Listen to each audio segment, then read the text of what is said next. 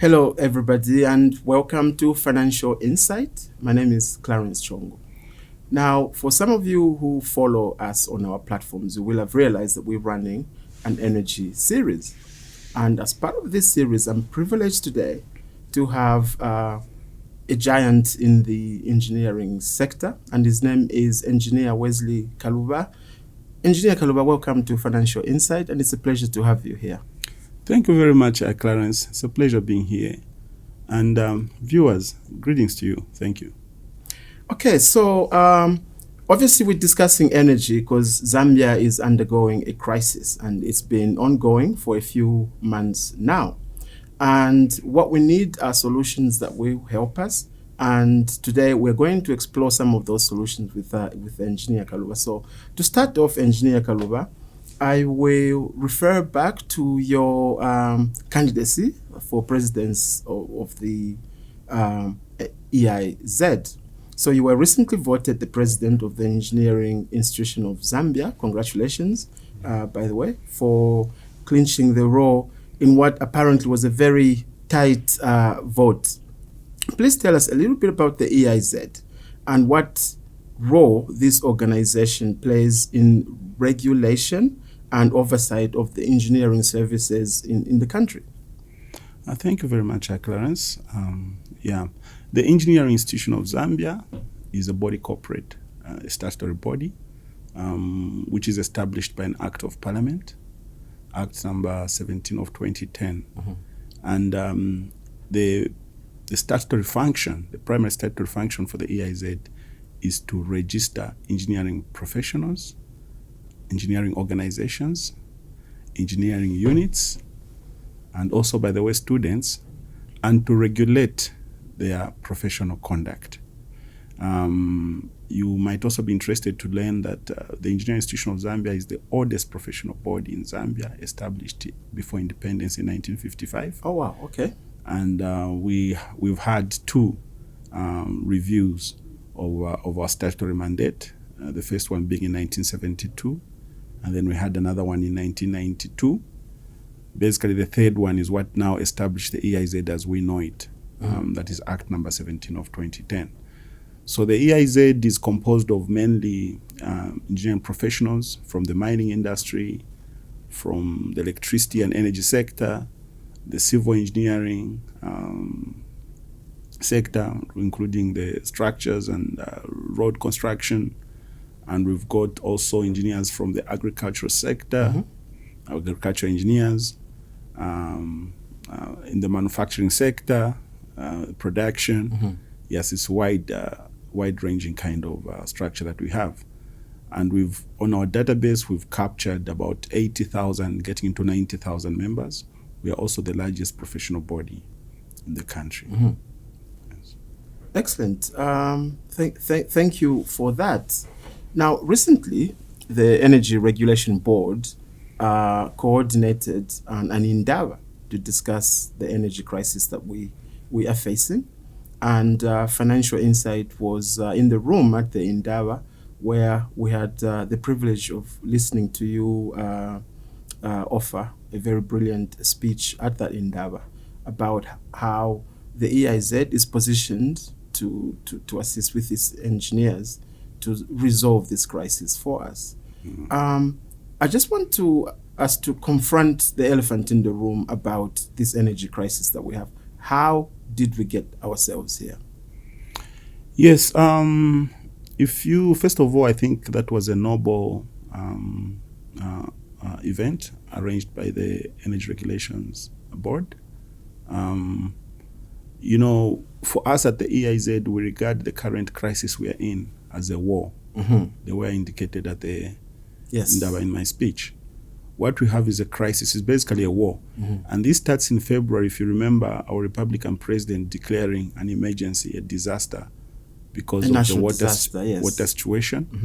And you could see that probably most of our citizens do not understand the situation we are in. And we need to play a role as leaders and also as professional bodies to sensitize our people so that we can get into an emergency kind of situation. We approach the situation much more professionally with some agency, not business as usual. So now, to come to your question, Clarence, how did we get here? We have established what we call a special committee on energy in the EIZ. That is, my engineering council has established a special committee, and the special committee has published a number of papers trying to unravel how we have come here, and obviously just to take lessons learned and also devise mitigation measures in the short term to the long term. So we are here because, first of all, you understand that we have relied mostly on hydroelectricity generation for our power. About 85% of our energy comes from hydro. That is not a bad thing, because we know hydro is much more stable baseload, but and also we know that it's a clean energy. Okay, hydro is clean to the environment, free of CO2 emissions and all that. Yes. So we should be actually careful in this crisis not to now stigmatize hydroelectricity. The only issue we should be talking about is that we did not mix the energy well. You know, the energy sources have to be balanced, not just hydro, a big chunk of 80%, without mitigation measures in the event that you run a crisis that we have felt, an El Nino-induced crisis. So we are here because we did not introduce other energy sources to balance up, probably coal. We've got coal reserves in Mamba, understand to the tune of about 48 million tons. Zimbabwe has got 55 million tons, but we've seen that Zimbabwe has got 4 coal thermal powered plants, and they've effectively managed to curtail the load shedding in Bulawayo and Harare. Ourselves, we've only got that Mamba plant and 300 megawatts, which is encouraging, and obviously the financial closure reached just early this month gives a lot of optimism. But we should have done this much earlier, just to mitigate the risks that we face due to climate change, climate variability.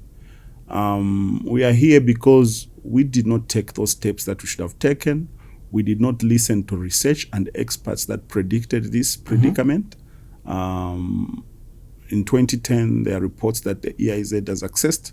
A number of our senior members produced reports which indicated that we are facing a huge crisis in the near future if we do not introduce energy mix, for instance, wind, solar, to take away part of the load from the electricity generation, basically from the Zambezi Basin and the Kafiwe Basin.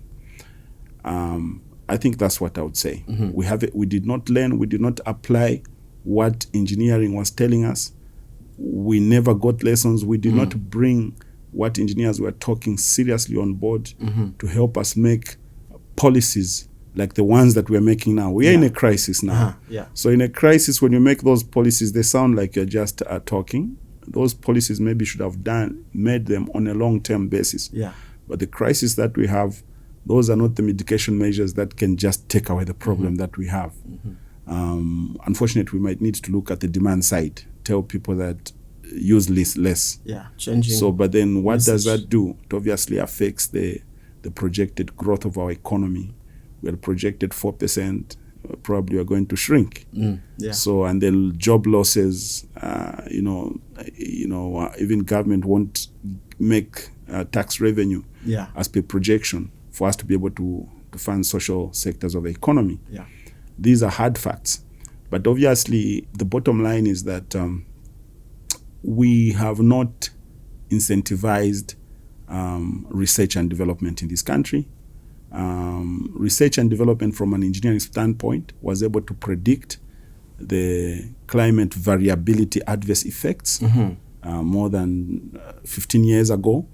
If we had a mechanism which was able to catalog these publications and the recommendations therein, we could have been at a better position than we are in right now. Which leads me nicely to my next question, which talks about the EIZ's relationship with government, other government bodies, like the ERB, for example. So my question is, does the Engineering Institution of Zambia have occasion to advise government and the ERB on matters of national interest? And such as this crisis that we're facing? And if so, what form does this communication channel take? Yeah, first, to answer that question, I'll start by saying that our statutes have given us a mandate to advise government. We've got an advisory role. That is, I think, in Part 2, Section 4 of our Act. We can advise government on matters that affect the engineering profession. However, through the years, our assessment is that this statutory role has not been fully utilized to the benefit of the country and benefit of government in particular. Because, an advisory role, you can produce information and advise, but it might not be taken. In certain cases, our advice is only implemented maybe 20 years later. That's a long period. That's a huge cost for the country. But also, I'd indicated earlier at the interview that the EIZ is made up of professionals. And most of our professionals are actually in industry and in academia.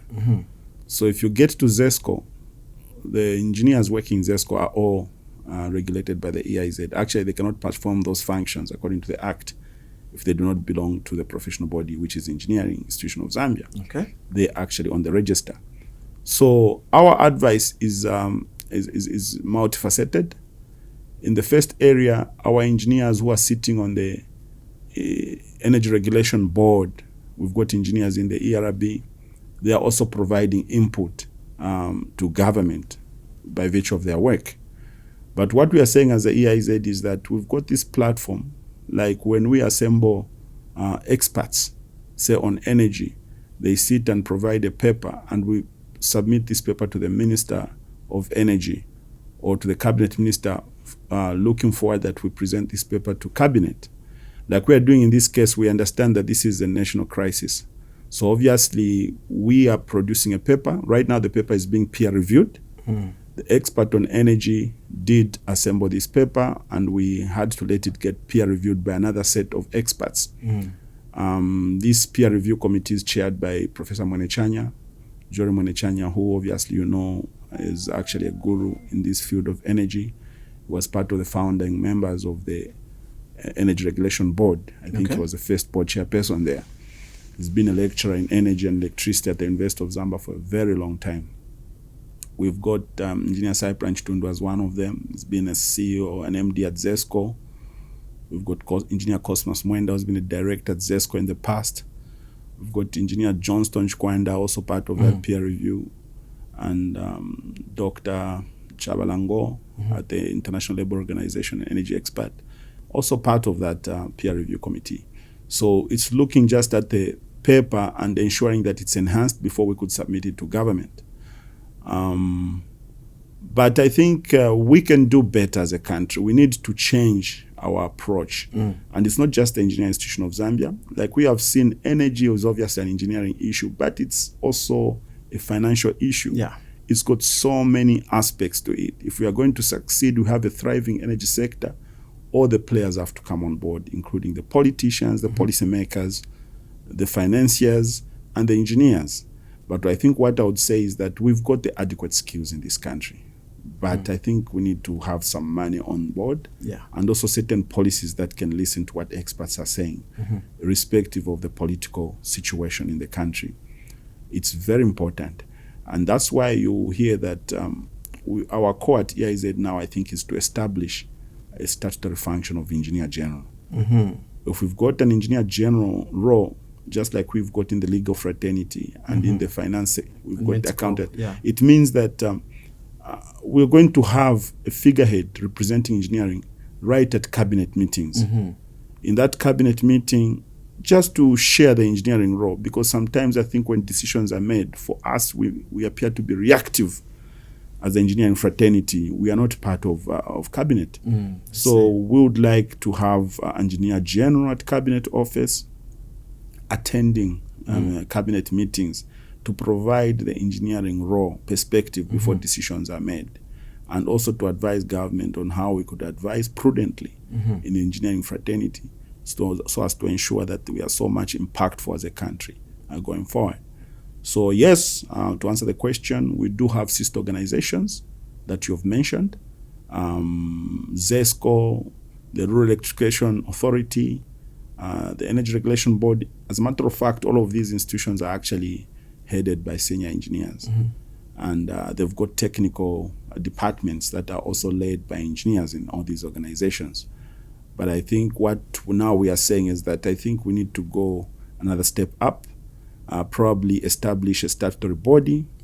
It could be a constitutional office, just like I think our colleagues have done. They've got attorney general advising government on legal matters. Yes. Engineering constitutes more than 70% of the Republican budget. So it's only logical that we establish such an office that could promote engineering within cabinet. You might also be interested to note that we have been advocating for such a function through subsequent governments here in Zambia. And what we have seen is that now I think our voice is getting much more louder and policymakers are able to understand. In the past, we could hear that you want everybody to have a general. But for engineering, I think it's unique. If you talk about food security, SDG number 1, to secure food security, end poverty, end hunger. Yeah. Those SDGs, I don't know how many SDGs I can continue mentioning here. Universal access to water and sanitation. Yeah. This is SDG number 6. The same SDG number 7 about energy.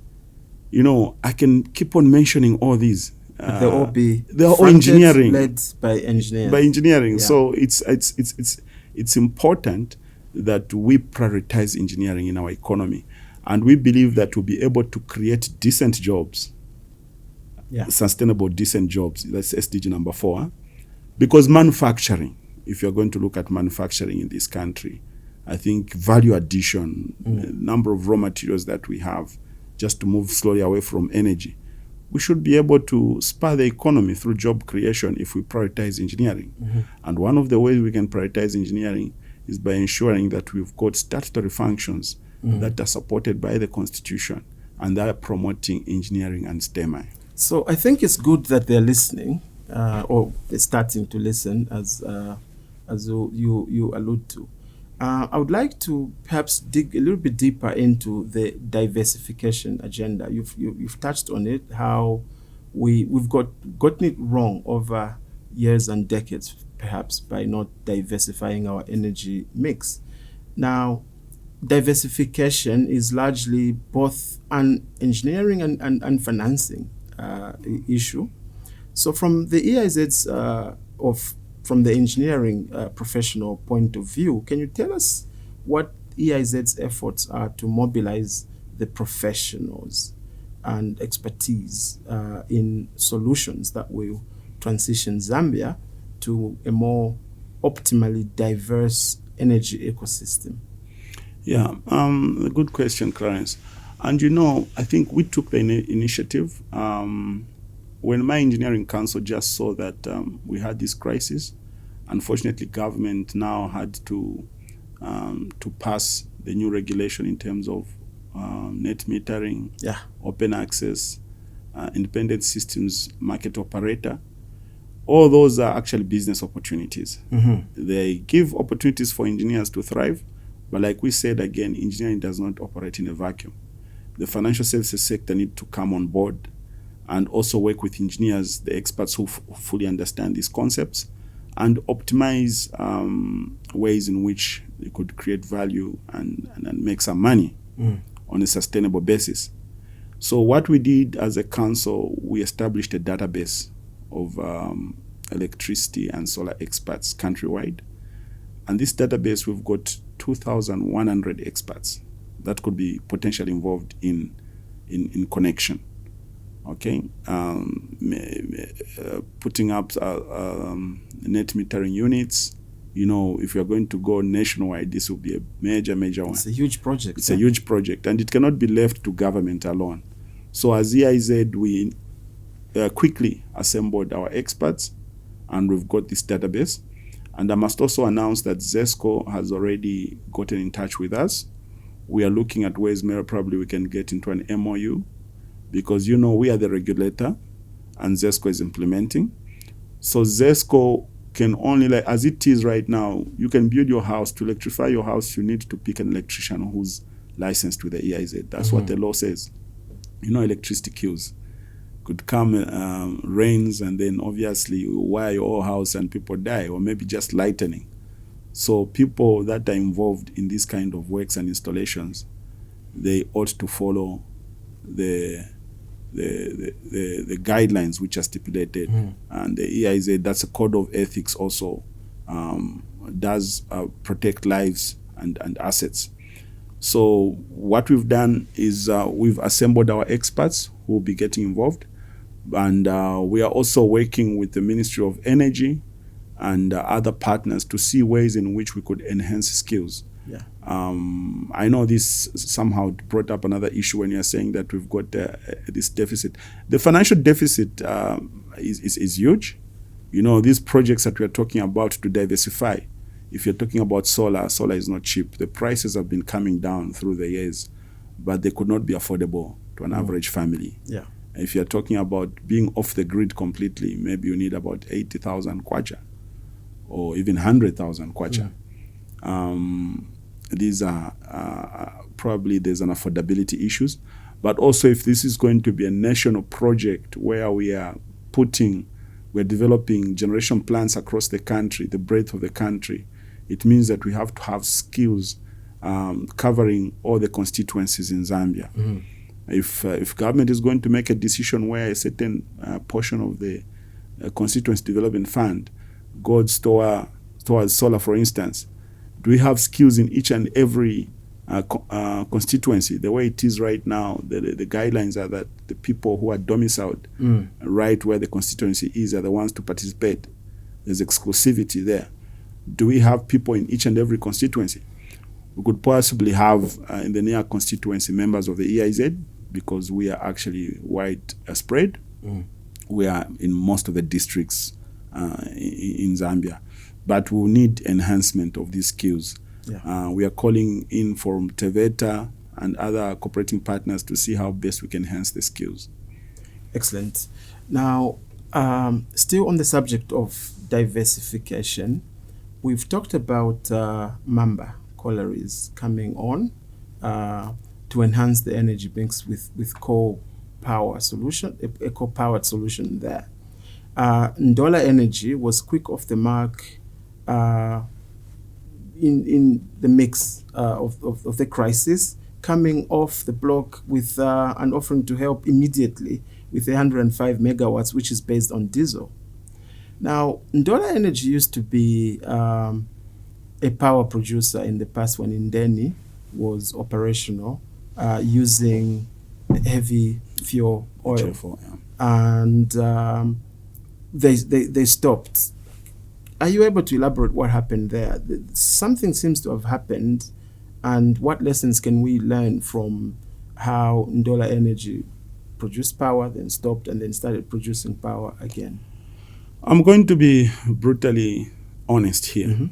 For us in the engineering fraternity, I think there are very few lessons for us to learn. We already know what is happening. All right, okay, excellent. I think it's in the policy segment that we should learn something. We had Indeni, which was cracking, and the fractionating column, one of the products at the bottom is heavy fuel oil. Yes. Over the years, there was a lot of heavy fuel oil, which we to actually get rid of it, we signed a contract now with Ndola Energy. So Ndola Energy was getting the heavy fuel oil basically for free, because that was the best way of Indeni getting rid of that waste. I see, yeah. It was a waste product. It was a waste product. It was a byproduct. Yeah. So I think on that scale, Ndola Energy was sustainable with Indeni running. But obviously Indeni had a number of challenges, financial challenges, was owing for the crude that was being cracked. And before 2021, I think Indeni had so many problems, could not even source the raw materials, and had to shut down. But I think what we should have done is to remember that Indeni is a strategic facility. Apart from just providing crucial raw materials such as heavy fuel oil. Indeni also protects the public. You know, in certain cases, I know we always promote the private sector. If you look in the 8th National Development Plan, one of the objectives is obviously a competitive private sector which thrives. This is how the economy grows.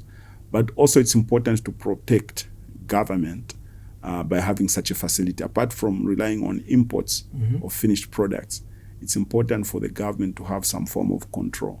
Yeah. Because that also helps you in times of what we've seen, the Russia-Ukraine war, just putting the petroleum product prices off the mark.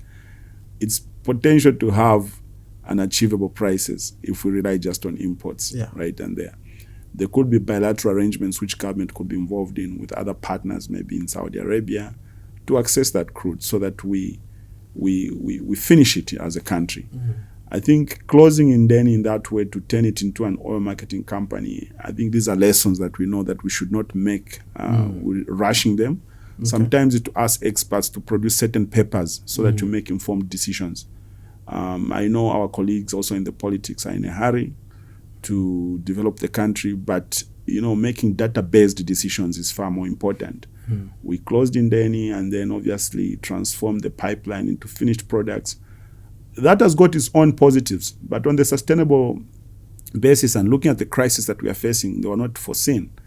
But could the assessment be that those were prudent decisions? In my view, we should have actually consulted widely. There's nothing wrong with consulting widely. It actually making more informed decisions and mitigation measures. The EIZ should have been involved with a wide range of our experts to advise government on the best possible way to move in such an area.